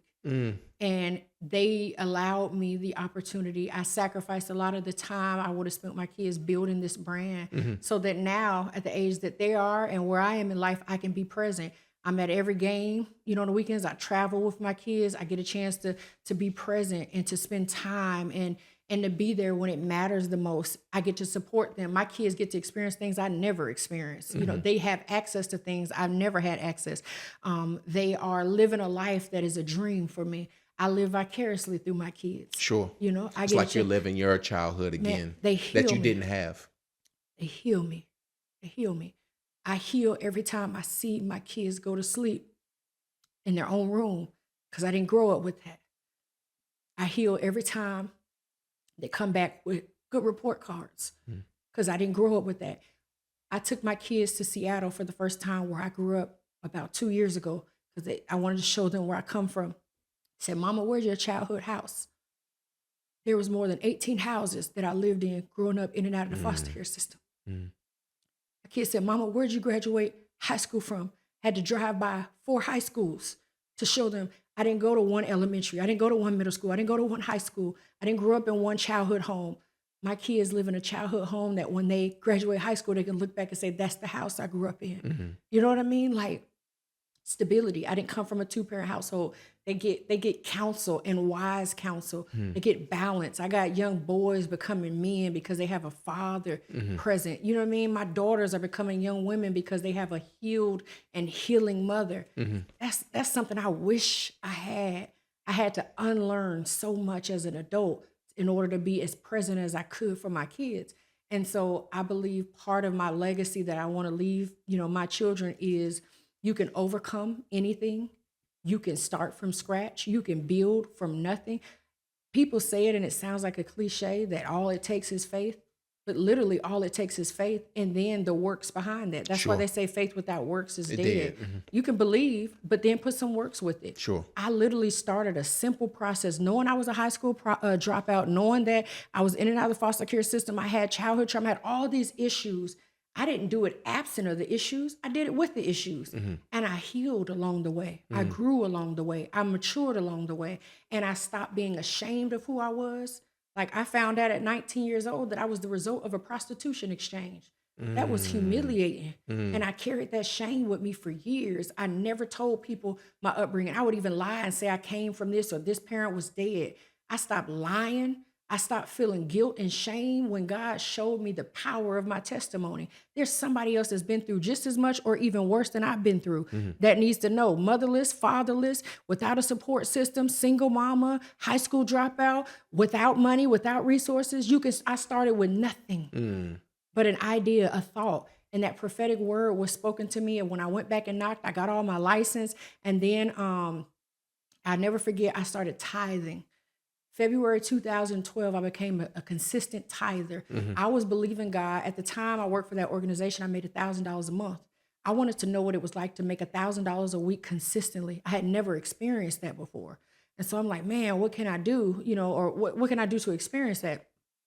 And I started thinking, what if I sold into what I'm believing God for? And that's when I got my tax return in February, and I started tithing $100 a week.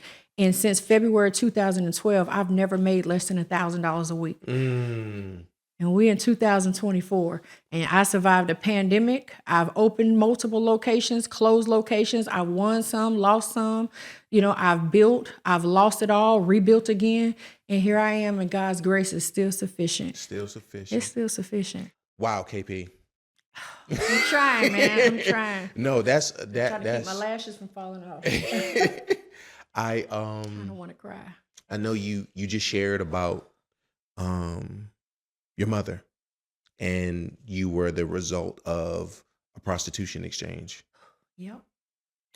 I know you shared with me, other people may not know, is that you have your mother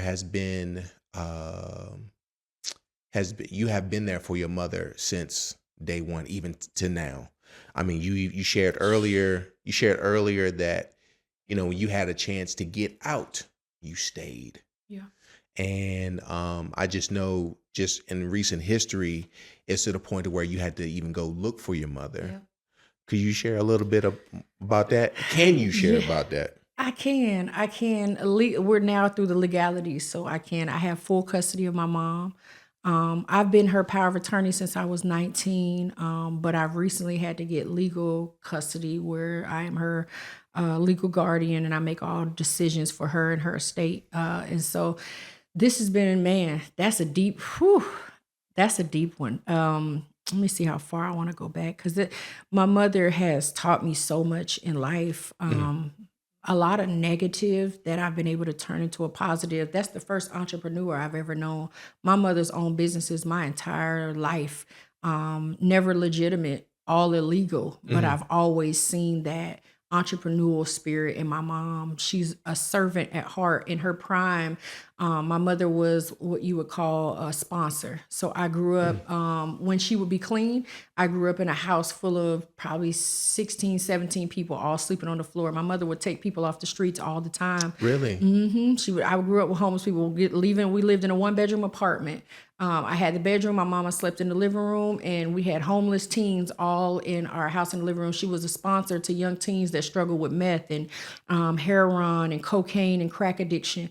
You talking about teenagers, 16, 17, 18 on the streets in Seattle that my mom would open her home to cook a meal. She owned a restaurant when I grew up, but she battled drug addiction. So how I came about, the story of how I was conceived is crazy, but how I found out even who my father was is even crazier. Like, I never thought I would, because of being, conceived as the result of a prostitution exchange. You kind of like shooting, was a needle in a haystack, you're shooting in the air, like you don't know. But one day I was here at this location, and it was at that station that a client had suggested. She was telling me that one of the things she had experienced was one of her family members had got her an ancestry account, and she had found all this family. She grew up in the system like I did, and I said, man, I was telling her how holiday times were hard for me because I didn't have family, and it would hit me hard, especially when my kids were younger. Like, man, I couldn't afford Christmas for them, and certain holidays would make me feel pressured.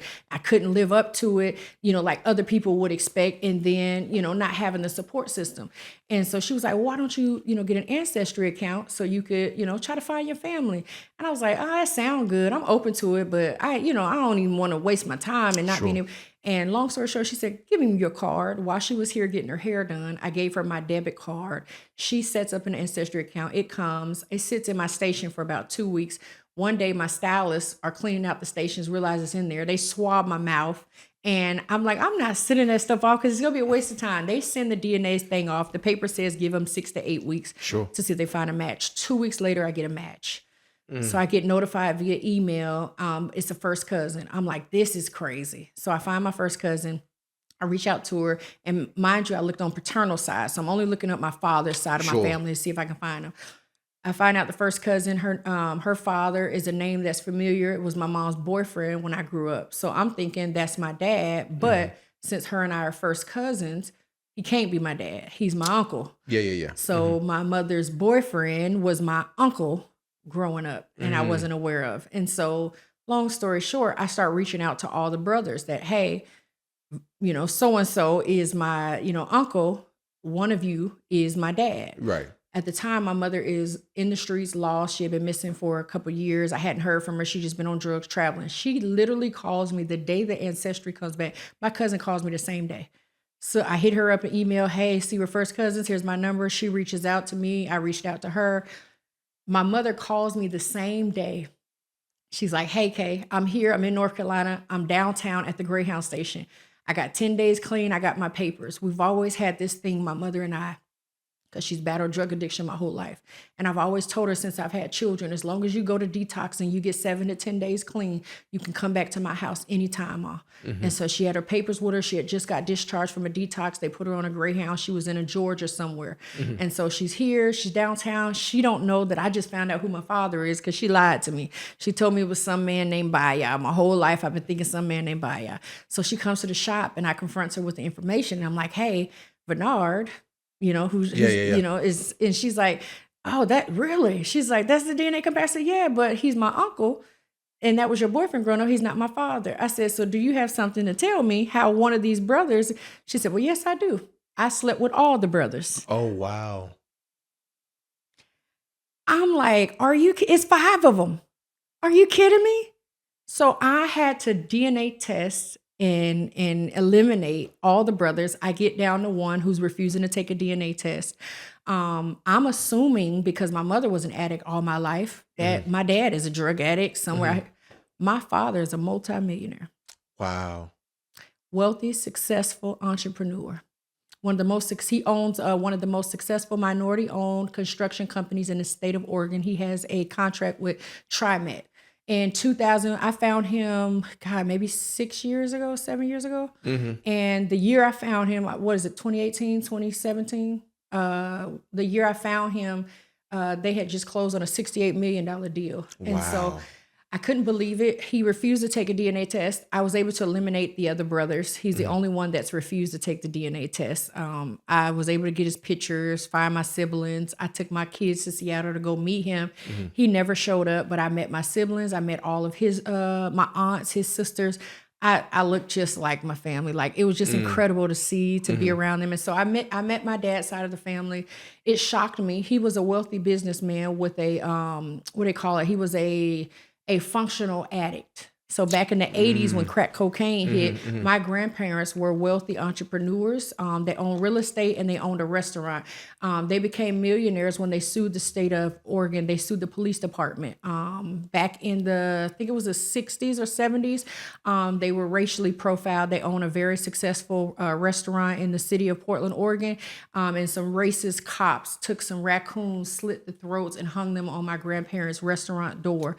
They were caught on VHS doing that. So they sued the state of Oregon and won. And they took that money from the settlements and bought real estate.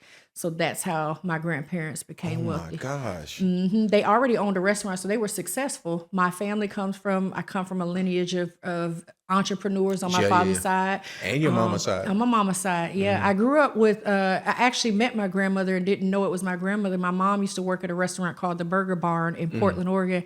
And I used to sit at the bar and this older lady would cut me a sandwich in half, this Whopper. They made these huge burgers and a sandwich of juice and fries. And I know now, years later, that was my grandmother. But I grew up around the environment. I just didn't know what was happening because I was young. And so even when I was homeless, sleeping in my car, I was less than 2 miles from my brothers, my sisters, my father, my uncles, my aunts, and never knew. 2 miles. Less than 2 miles. sleeping at a 24-hour fitness. I had a membership.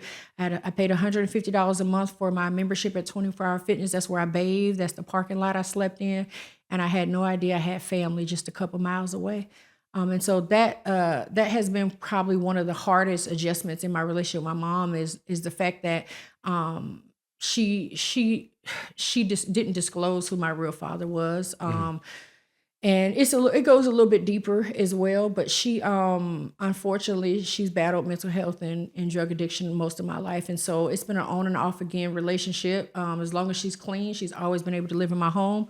When she relapsed, that's a zero tolerance for me. And so it's been a cycle up until recently where she was missing. I reported her missing. I hadn't seen her in months, and I had a dream that she was dying. And so I reported her missing. They hadn't been able to find her. And so I went on a manhunt. I hit the ground. I posted it on social media because I was just trying to find her. At this point, I was desperate. The police couldn't find her.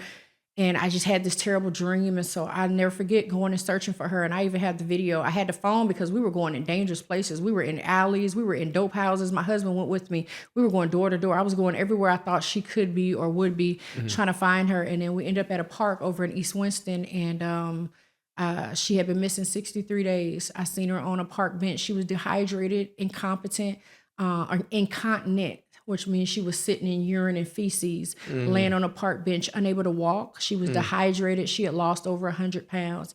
And she was like stuck on that park bench for months. Someone had hit her in the head and robbed her, took her debit card, her purse, her bag. When I got my mom, she had like $4,000 on her Social Security card, but it was all taken. All her stuff was taken. Yeah. And she had been sitting on that bench since somebody assaulted her. And at no point did anybody think to call 911 to get her medical attention. And when I see my mother, I had to put her in a nursing home. She had to go through physical therapy, learn how to walk again. Yeah. But she's doing good. I fought for legal guardianship. I won. And so Who'd now you have to fight? the state. Yeah, it's very hard to get guardianship, believe it or not. It's extremely hard because a person, once you get guardianship, you lose all your rights. She can no longer make any decisions for herself legally. So I had to get a lawyer and I had to fight the state because they don't just terminate a person's rights. You got to prove it. Sure. Her being homeless wasn't enough. Her being half dead on a park bench for 63 days wasn't enough. Her being, in a nursing home wasn't enough. It was I had to bring up all of the history, her mental health, her, her record, her police record, being arrested and constantly being incarcerated when she should be in mental health facilities, stuff like that. So it was a lot of advocating and back and forth in the court systems. And a judge finally gave me legal guardianship. The other thing is if she has siblings, you have to have letters from each sibling stating that they don't want guardianship. If she has other she had children, to go through all her brothers. I had to go through all of them, and I had to go through all my siblings, which are in prison. So I had to get letters from prison stating that my siblings wasn't in a position to take guardianship and didn't want because they were older siblings. So I didn't have the first right at guardianship. I'm the youngest, and so it was a fight. I had to get letters, bring them to court because my siblings are in different states. They weren't coming here, and they're pretty much tired. They've been through this process 10 years more than I have with my mother. I just have a clear understanding. My brother and sister, we all have different fathers. When they were 15 years old, the state came and separated us all. We all went in foster homes, and their fathers came and got them. I was the only one stuck in the system because I didn't have a father. And so we grew up together until the state separated us. So, we have a pretty close relationship as adults, but, it's tough because they have family and I don't. And so, they have other options and I didn't. And so, we're close, but we are also, there's a sense of separation because lifestyle, my siblings still live a rough lifestyle and they're in their 40s. I'm 39. So you're talking about 49 and 48 years old, still selling dope, still committing crimes, still in that life, and it's tough, So I got a chance to, to take my mom in, and I realized you only get one. And that's why I've kept that open line of connection because I didn't get to choose her.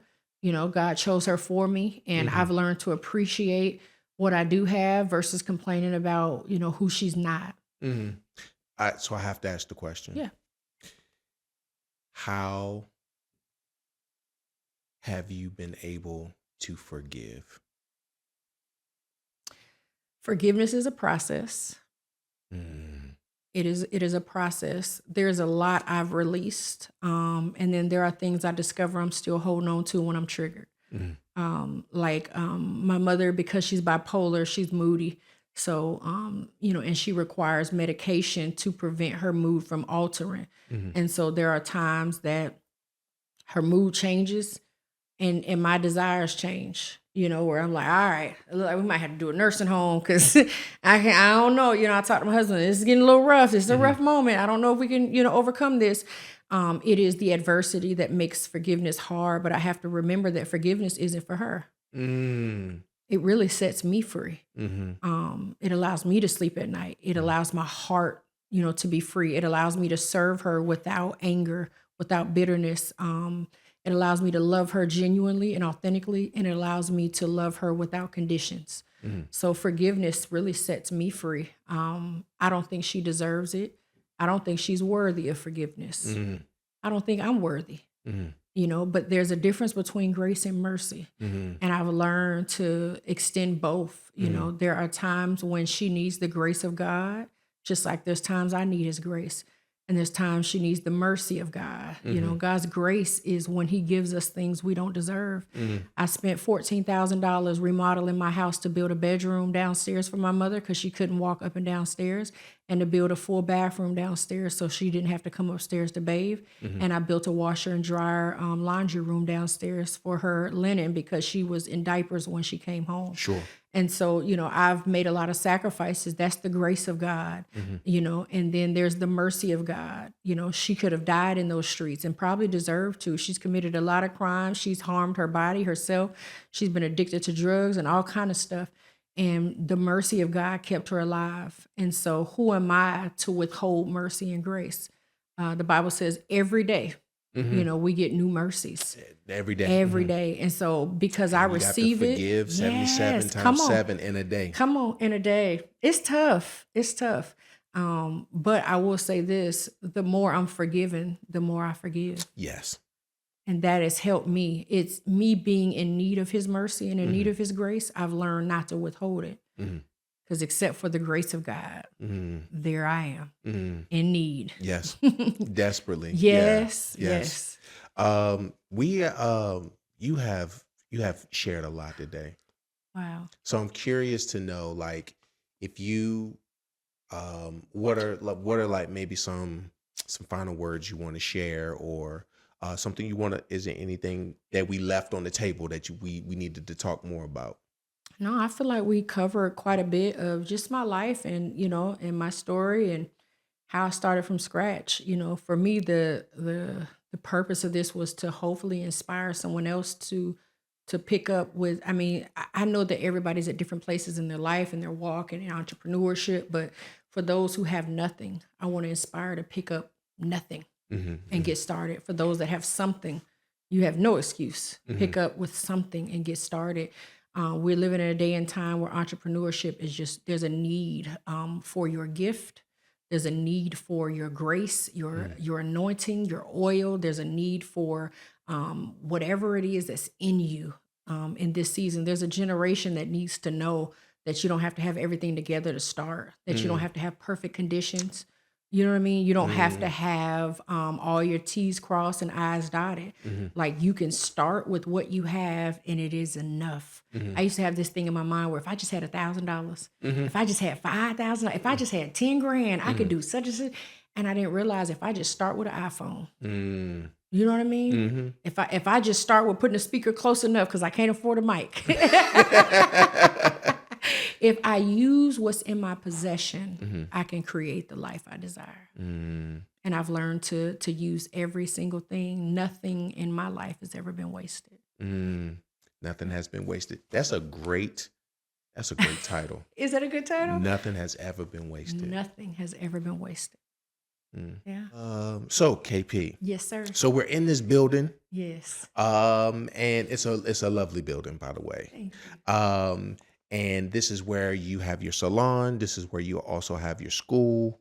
But before this is what it is, it wasn't always what it is. That's right. Can you share a little bit about what this building actually used to be? Yes, sir. So we've been here since 2016. Prior to that, for about 10 years, it was an ambulance center. And then prior to that, for about 30 years, it was a Planned Parenthood. So this was an abortion clinic. When I first came and did a walk through the building, I felt something. But there was it was brick everywhere. So it was freezing cold in the building. It was this cold, chilly feeling, like the hairs lifted on my arms when I walked the building. But when I circled it, I felt like this was the Lord's will for my school, salon, and hair store. I came here in 2012 when I first walked through this building, and I couldn't afford it, and they wouldn't come off the lease. And so I said, I just believe God. He said he understood my faith, but it don't pay the bills. And so for 2 years, I would stop by here maybe once a week and just walk around the building, lay hands on the building, and it stayed vacant for 2 years. Prior to me occupying, there was a lady who came in, renovated it for an adult daycare. When she renovated it, she ended up putting all this money into it, waiting to get state licensure, which was next level for funding. She applied for licensure, was denied. Come to find out, she had a felony from years ago. And she had to shut the business down. So when I came in, not only did it used to be an abortion clinic, ambulance center, and an adult daycare, but it had been fully renovated. It wasn't renovated when I first came. Sure. It was like, wow. Yeah. So she had occupied it, and then they had opened it up. And so when I came in, it was available. She had chopped it up, created the necessary classrooms I needed. It was now 4 bathrooms in the building. And so there was a lot that was added that was a tremendous blessing to the building, because when we started, we had this Homeless But Not Forgotten project where I went out into the community, the projects, the local shelters. Because I never taught before and I didn't have experience owning a school, I didn't feel right charging for education. And I just believed in the power of sowing. I saw what tithing could do. And so I said, I'm going to go out into the projects where I live, and I'm going to get as many people as I can to come in. My first probably 6 classes were girls from the projects and from the local shelters. I built a shower in the classroom so they could bathe. I fed them during the day. Some of my licensed instructors and staff are graduates from the program that came from the shelter. Some of my salon managers are individuals that were homeless that now have housing. They're entrepreneurs. They have cars. These were people that caught the bus here. There's a girl that used to walk in the snow with flip-flops that works here. And she's one of our managers now. And she was at the shelter when I met her from the Bethesda. And so I've seen the impact we've made with giving away education. As a result, we've been blessed to partner with a local entity called Forsyth Tech Community College. They've made a tremendous impact in our community. They seen what we were doing and thought, well, if we partner with them and provide funding, what if the impact could be even more significant? And not only has it been even more significant, we've graduated more than 536 students. And so this has been a tremendous blessing in our community, offering free education to men and women ages 17 and up. Yeah. That's amazing. Yes. That's amazing to go to see where it went from to where it is, and to see that delay is not denial. That's good. Because when you wanted to have the building, you couldn't get it. But the fact that you had to wait a little bit and then it was upgraded, that was, I ended up working in your own favor. It worked in our favor and our tax bracket, because we reached that 5-year goal 6 months in. So I was now able to afford the building. Oh, because that was the issue. I was trying to get out the living room into this. I wasn't ready. Yeah. And God allowed me to transition to a place. I went to the Hewitt Business Center first, where everything was inclusive: lights, internet, water. So it was one bill. It allowed me to learn how to manage, and then I took the skills that I learned from the nonprofit organization as a bookkeeper and I applied them to my business. And so that first year was building infrastructure, systems, putting things in place, being strategic, so that when we took this on, we had everything in place to be successful. Yeah. That's amazing. So let's say, for instance, someone wants to get their hair done. Maybe I need to get my hair braided. Right. I really do. It's time. That's how you know you got a real friend, because a friend be looking at you like, hey, listen. But you clean on the sides, though. I appreciate Got a that. fresh cut? It was like, hey, we need to make this happen.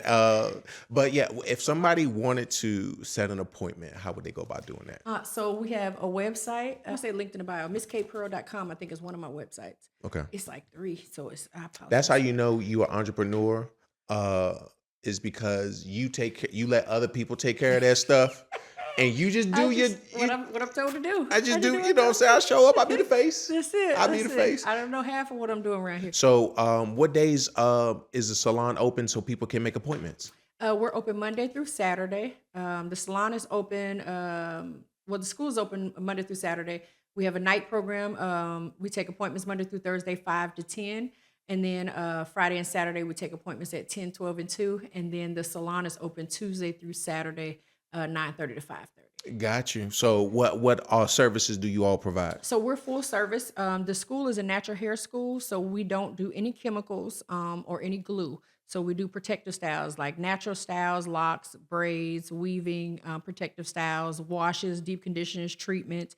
We then do on the salon side, we have a cosmetologist and natural hair stylist. So we do chemicals, trims, full service salon on the salon side. Everyone's licensed over there. And then in the school, they're individuals working under the licensed instructor. Got you. What if somebody wanted to become a student? How would they go about the steps to doing that? Yes. So a couple of things. We do have social medias. We have our Instagram, which is Gifted Hands Academy. We have our Facebook, which is Gifted Hands Academy as well. And then we have our website that you can visit. The link will be in the bio. And then you can DM us or message us. And then you can also call or text 336-971-0112. That's what's up. How long is the program? It's 16 to 20 weeks. And then we have day, night, and weekend. Got you. Yeah. Okay. And free tuition. It's the only natural hair school in the state of North Carolina with free tuition. So we are big on being debt free. We graduate our students all debt free. Oh wow. Yep. How were you able to offer that? So I started off with providing free education, and then I developed my own nonprofit. Our nonprofit organization is called Gifted Hands Educational Foundation, where I raise funds on the weekends. At my son's games, I used to sell tennis shoes to pay for students' kits and registration, and then I would offer free tuition.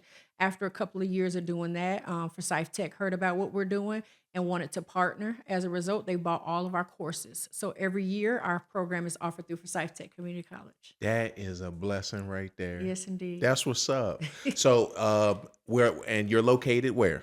971 Salisbury Ridge Road in the beautiful city of Winston-Salem, North Carolina. Winston-Salem, North Carolina. If y'all knew the history of Winston-Salem, North Carolina, you'll know that this right here is pivotal. Yes, sir. Specifically about dealing with race relations and things of that nature. So the fact that you're entrepreneur in this city, that is fantastic. And it's been a blessing, and we develop entrepreneurs. We're not just an ordinary hair school. We develop entrepreneurs. Our goal is to make sure when you leave here, you're a six-figure earner. That's what's up. Thank you, KP. Appreciate you. Absolutely. Sitting down Thank and you, sharing your Brother Troy. story. Hopefully we can do this again. Absolutely. In due time. But my prayer is the same as yours, is that this would be a great motivation for others. As a matter of fact, speaking of prayer, I think I would be blessed if you prayed for those who are watching, if you prayed for the entrepreneurs out there who feel like they may be stuck somewhere, and so that they can see that you can overcome and achieve. I think this would be a great opportunity if you wouldn't mind praying for I them. don't mind at all. Okay.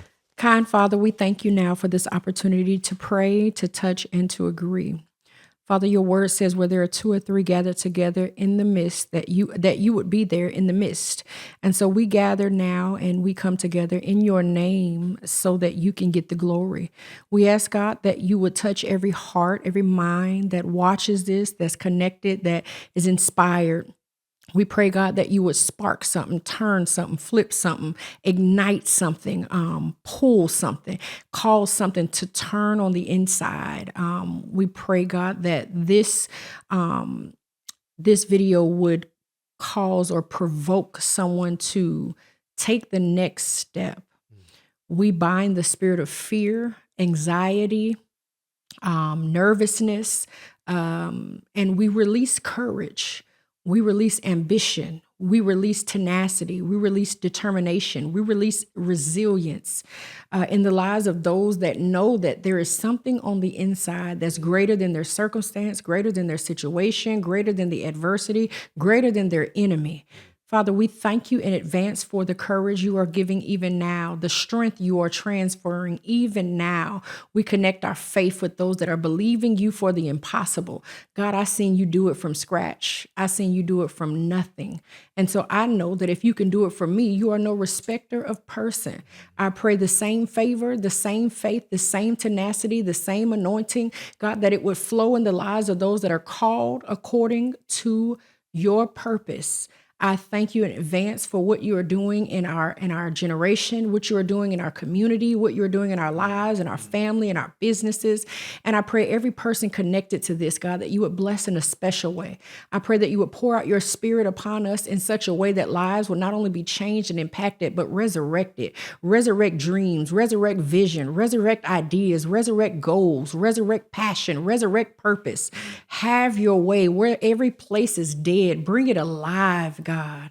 I pray like when Mary and Elizabeth came together, God, allow babies to flip and turn and be birthed and be cultivated and be nurtured. I pray, God, that you would provoke the unbeliever to believe. I pray that you would provoke the individual entrepreneur that doesn't know they have it already, that what they have is enough. I pray, God, that you would transfer courage to step out on nothing and remind them that you are the something. We thank you in advance for you doing the impossible in all of our lives. We thank you in advance for you moving how you want to move and having your way. We promise, Lord, to give your name all the glory, honor, and praise. In Jesus' name we pray. Amen. Amen. Amen. Well, it's been a pleasure, KP. Amen. Thank you all for tuning in. It's your boy Troy and KP. It's your girl, K Pearl. We hope that you were blessed and that this was something that has been encouraging to all you all. So signing off.